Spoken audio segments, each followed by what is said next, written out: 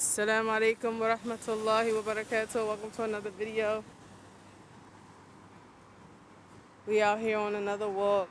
I actually got somewhere to go. I gotta pick up my shipment so I can complete an order and send it to the client, the customer rather. I keep messing up talking about client, customer. Oh God. Customers are those people who buy goods, and clients are people who you give services to. But since I'm doing both, I switch and make mistakes and call clients customers and customers clients. But yeah, I gotta go pick up a shipment of shoes. So listen, I'm doing real estate, and I make videos on my social media, short form videos, what they would call shorts on YouTube. Y'all seen some of them. But this one video I did it last year, and it was on how much it costs to rent a monthly studio in the UAE, right? What can you, Dubai specifically, and what can people expect to pay? Not one time in the video did I say I rent out studios, but I think it's a combination of people having wishful thinking, desperation of people who really need a place to stay, an affordable place to stay, and also them not being native speakers and not comprehending everything, like the context of the video. Because I get phone calls all day, every day from that video. It's like the video blew up. Last year when I posted it, it only had 3,000 views, right? And then it stabilized like that. It stayed like that for a long time. And then all of a sudden, the video started getting so many views. It's like 30-something thousand views now. And I was like, what? I had never gotten phone calls from that video last year. This year, that's all I'm just getting phone calls from people and messages from people talking about they need a room. They need a studio. And I'm like, but I don't rent studios. So after turning people away, like, I don't rent studios. It was just information based. I said, all right, no problem. I'll just connect with some of my colleagues, some of the agents in my network that I built, and just refer them. All right, here you go.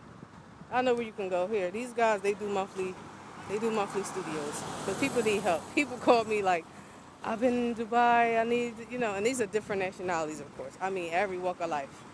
From Filipinos to Indians, Sri Lankans, Pakistani, different Arab from Palestine and Iraq. Everybody calls me. Saudi, it doesn't matter.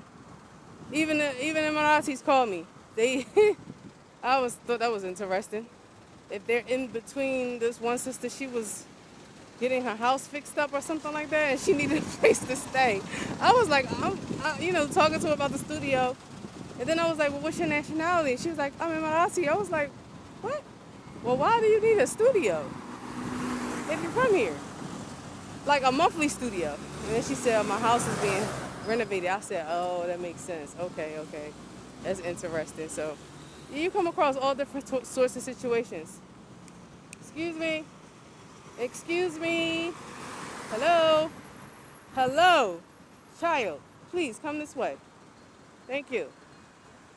This way. So, what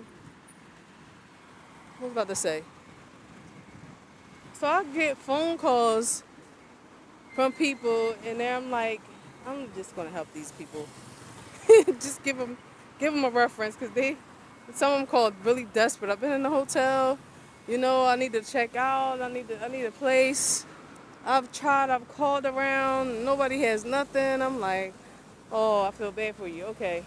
So I started to actually, come on. I started to actually, just gather phone numbers for my colleagues who I know they do monthly rentals, and just give them the numbers when they contact me. And some people, I give them a list of hotel apartments in Dubai that they can contact and then just ask them about the prices. Because I've used, when we started out, we started by helping people with hotel apartments that were in transition between, getting residency or coming off the plane, getting residency and things like that. So you got to stay in temporary housing. So I know a lot of the hotel apartments. So I just give them the list and tell them you got to find the numbers yourself. But here's the names. But I also noticed that some people are just calling me just for the fun of it. I would say some of the I don't want to say, but some of the out of they calling me just for the fun of it. Like they just want to. I don't know if they ever got a chance to interact with an American, like actually talk to them on the phone. But they're calling and acting like they want an apartment, but it turns into something else. Or it's like, okay, it didn't go where I wanted it to go, so I'm just gonna bow out. But I'm like giving them the information, giving them the numbers, and then they don't even contact, the connect. So I'm like, the so-and-so contact you? I'm sending you some clients, they want an apartment, their budget is whatever, whatever. And I'm like, did they contact you? No, he didn't contact me. I'm like, okay. And then the things that they say is kind of weird. Like they try to tell me about money, or they try to tell me about, this one guy said something about his friend, he's famous and something, and he needs some help. I was like, what? He's very well known, he's a such and such, and I was like, okay, what does that have to do with it? All right, I don't know, but just thinking back on it, I'm like, people are weird. People are weird, and I started out with this so that I can get into the topic at hand, which is men can be very, very manipulative and, of course, flirtatious. I think all women know that. And, of course, the men, they know. Alhamdulillah, I'm covered. And the reason why I don't appear in front of the camera, of course, I don't deem that to be correct. For me to appear in front of a camera like that, there's no need for it. Because the things I talk about, you don't need to see me. I'm not advertising myself. I'm talking about Hijrah, so you don't need to see me. But people will recognize you. If you become, people watch you enough, they'll recognize you from your eyes, for sure. I wear niqab, they'll be able to recognize me. So, I'm getting calls and men trying to see what's going on with me just from my voice. Just because I'm speaking on camera. So if I put myself on camera, that would just be a mess. But it's interesting how men try to see what's going on with you. And they try to come through the door of business. But they have different intentions, because you start out talking about business, but then you start as soon as they say something about a husband, I know it's about to go left. Why are you asking me? Because now, mind you, I've been doing business for years. While I was married, I did business, and all of my partners have been men. Muslim men from different countries. Morocco, Pakistan, India. None of them have ever said anything out of the way or tried anything. So that's how I know also, come on, Maria. The clothing, the men and the women are clothing for each other. And when you get divorced, that clothing comes off. Come on. Right? And the men know when you're available. Because no one tried anything with me when I was married. No one. But now all of a sudden, I'm getting messages and I'm getting, people just trying to chat it up with me. And I'm like, what are you doing? What does a husband have to do with business? I'm confused. And then I go, block. You're blocked. Because I don't have time for the dumb stuff. I don't. What are you doing? You're trying to be so discreet, but it's so obvious what you're trying to do. And these are not like people who I would even consider anyway. But, that's what I noticed. So there's one particular, I don't want to single nobody out. I'll just say I've been experiencing people, brothers, trying to see what's up. And I just want to say to the women, any man who tries to snag you by talking about his wife and how how he's basically they're not compatible or he's not happy or whatever the case is, don't go for no situation like that.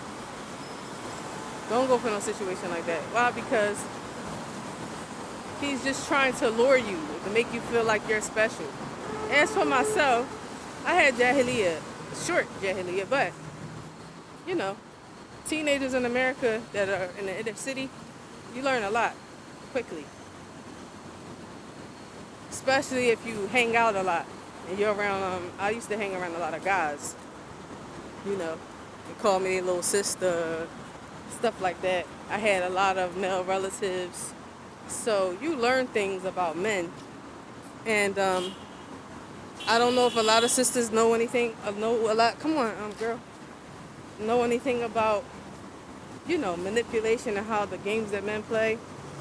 But yeah, I'm not a, you can't manipulate me. I know all the games, especially in the marriages that I've been in. Unfortunately, the men don't leave that alone. Some individuals, they don't stop this sort of manipulation that they grew up upon. So you see it, unfortunately, even in marriage. Astaghfirullah. What? Anyway, I'm gonna get myself in trouble. So yeah, they'll try to manipulate you and tell you how they're not happy, and even say things to you like, you're different and whatever. They're interested. That's all. That's what we call. That's cat. It's game. It's all game. Don't go for nothing like that. Don't go for nothing like that. I was in polygamy in my first marriage. My ex-husband was a serial polygamist. He got married all the time. And he even tried to have me participate and find him wives. Normally, women are jealous. And they don't do those kind of things. They look at you like you crazy. Oh, what? You want me to find you a wife? But I didn't really care. Number one. Number two, it was strange to me. It was something different. And again, I got married because I wanted to learn, and I was trying to go overseas. So it wasn't like my heart was in it like that. So I didn't care. But it's still traumatizing though. It's still traumatizing, someone putting you up to finding them a wife, and just the sheer disregard of a woman. If I had those kind of emotions for him, that would be like, that's crazy. That's crazy. You're disrespectful for that. You really are. Constantly having your wife look out for you and, who's available, and trying to marry your friends or pick up sisters in the street or at the masjid. It's sick. So I've been through some crazy stuff. That's all I'm going to say. I've been through some crazy things. So I learned at an early age that men are not worth being jealous over. That's no. Maybe I'm a little jaded. I'm a little jaded in that aspect. But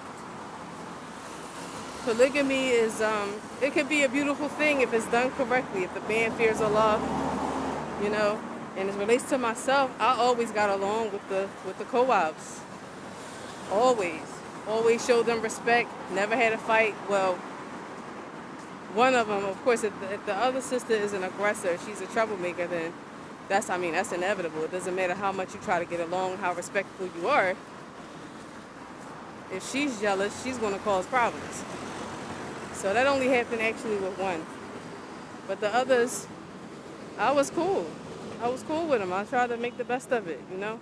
But I've been in some crazy situations. Learned early at a young age what was correct and what wasn't correct based off of that marriage. I was only married to him for maybe like 3 years and some change. Alhamdulillah. It was short-lived. It was short-lived. But, yeah, you have to, you learn some maturity. How to deal with women. I'm not the jealous type. At least I don't think I am. From what I heard, if a woman really, really loves a man, then the jealousy kicks in. You can't feel jealousy for someone that you don't really love like that. So, me, I don't know what it feels like to be jealous. Last time I felt jealousy, I think I was a teenager. But you know, when you're young, that's like, what is that called? Puppy love or something like that? You like somebody and then that boy likes somebody and you don't like the girl. Yeah, that's the last time I felt jealousy. But I was a teenager, so as an adult, I don't think, and Allah knows best, I don't think, if I did feel jealousy, it wouldn't be to the degree where I don't know how to regulate my feelings. Alhamdulillah, I have a very, very strong sense of self-awareness. Come on, child. That's just how I talk. I'm not belittling my daughter. We say child. Girl, she's, child, girl, come on. But she's 18. And she, my mom still calls me girl sometimes, so. Wow, those are really nice. For like a gathering or something. Look at these. It's cute. Anyways. But yeah. The women who care for the men, I definitely can understand it. Of course, I used to read the hadith of the Prophet ﷺ and the wives of the Prophet. It used to tickle me reading their stories and how they used to display their jealousy and things like that. That's natural.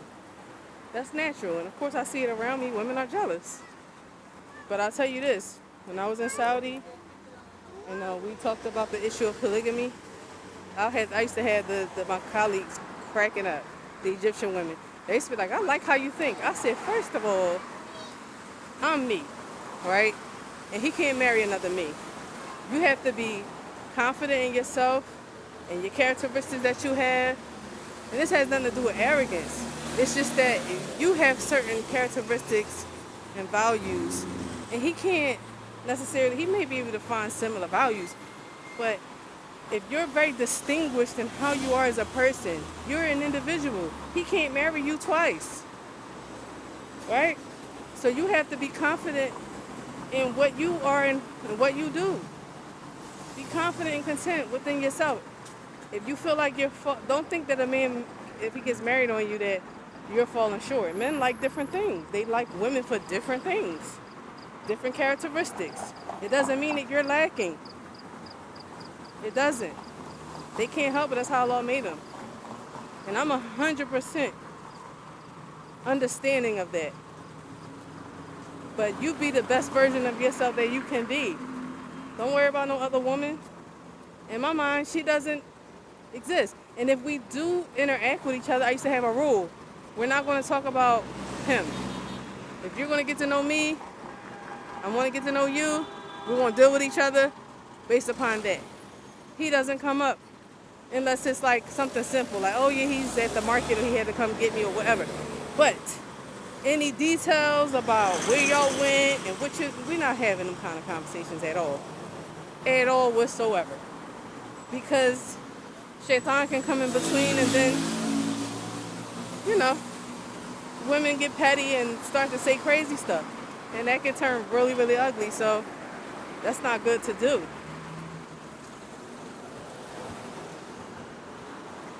So I used to say tell my colleagues, I don't want. First of all, I need me time, right? I just used to make fun because I was the only wife for 19 years. I was like, I need me time, and I don't want to be around somebody every single day. But again, of course, that's a woman who, if you never loved anybody or you're not happy, you don't mind being away from the spouse because it's like, whatever, I don't even like you like that.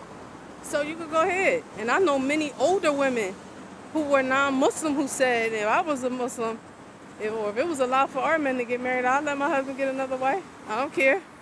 I don't want to be. That's because she's not happy. She don't. She's just dealing with him. You know, they're not in a happy marriage, so you don't care. But again, if the woman loves the man, I definitely get it. Her, she's emotional. She doesn't want to feel like she's falling short or something's wrong with her. That's why he got married on her. I get it. I get it. I really do. But it's something to learn from those women who they take that position that they don't really care if their husband gets married. That's another extreme. Not caring is one extreme, and then overly caring is another. You know, whereas though you can't sleep, you can't eat, you can't function. You know, you're going crazy. You're harassing him. Every time he comes home, you're talking about her. That'll drive a man nuts. He's like, well, I mean, I didn't get married to her to hear about her once I come to you. You know what I mean? Or then you got some men who they come home and they speak about the other wife. They speak about the other wives to each other to I guess keep the spark. Some men like the fact that women fight over them, which is sick. That's not from the Sunnah of the Prophet sallallahu alaihi wasallam. You know, people are doing polygamy wrong. Or you got the other stuff. People are crazy. They have everybody living together. You know, I've experienced that too. Forcefully living together and you can't even afford it. You have no money. All sorts of craziness. People are doing whatever in polygamy. I mean, whatever. Not following Sharia at all, or following extremely weak opinions, or just doing whatever they want. They don't care about Sharia. They just want to get married and, you know, and do whatever they want. Has nothing to do with the religion. They want the perks, you know. But yeah, my coworkers used to say, "I like the way you think." I said, I don't care nothing about that. I'm me. He can't marry another me, and I don't want to be around a man every day, all day. You know, I don't. Every day, all day long. Of course, he's not around every day, all day, but you know, has to come home and you know, gotta do what you gotta do. It's just like I said, if you don't like the person, you just like I don't feel like being bothered. You just tolerate it. But yeah, a lot of maturity comes along with dealing with all these different trials and tribulations that I've experienced. And I try to be reasonable, you know, when talking to women. And somebody might say, well, that's easy for you to say because you didn't have any feelings for those men, you know. All right, granted. But I still got my intellect. Feelings weren't involved, but your intellect should govern your emotions. Regardless of how you feel, you have to govern your emotions at the end of the day. You know? You have to keep that in check. And don't feed. You got to put some things in order. Don't feed into nonsense. Don't feed into pettiness. If your husband's the weak type who wants to come home and tell you about his wife, stop him in his tracks. Listen, brother, that's your business. I don't want to know anything about that. That doesn't make me feel good. Unless you're insecure and you want to hear your husband's backbiting, you're participating in sin. Listen to him talk about his wife just to make yourself feel good. Doesn't make any sense. But yeah, I had people coming at me, trying to lure me in with money, tell me about how much money they have, how many properties they have. From Americans to Arab. That's all I'm going to say. from Americans to Arab. And I'm not that type. I left all of that alone and went in a gutter looking for religion. So if I can do that kind of person, kind of life I came from, if I can go in a gutter just for religion, I don't care nothing about no money. I don't care about what you have. Now, of course, the man need to have some money. I'm not marrying somebody who's broke. However, you can't catch me with that. I need to know you. Who are you as a person? That's what's important. And you can't get me even with the quote, the religion, and I got burnt out with that. Marrying people that are fraudulent. So all of my experience has been to my benefit. It has helped me dodge a lot of bullets. A lot. And see manipulators and crazy people coming a mile away, whether they are male or female, whether they are from America or they're from other places. Manipulation is manipulation. Deception is deception. It doesn't matter what color it is. It doesn't matter what shape or form it is. I've had extreme experiences with deception. So I see it. It doesn't matter who's doing it. I see it. They're actually surprised because most women are easily manipulated. Easily manipulated. As for myself, I see what you're doing. I'll ask you questions according to whatever you're trying to do. Make you expose yourself. And then you hang your own self and see yourself out the door. But, yep, that's what I wanted to share. People are people regardless of what country you're in. They are a mess. Men are something else. Y'all know, I'm not talking about the good brothers or men who don't have these kind of characteristics. I'm talking about what I just described, basically. So if the shoe doesn't fit, don't worry about it. If it doesn't apply, let it fly. And that's all I have for tonight. Y'all gonna let me know your thoughts. Women, sisters, let me know your thoughts. Brothers, if you want to say anything, let me know your thoughts. And inshallah, we'll see you all in the next video. Don't forget, Hijrah mandate sacrifice. Ma salama.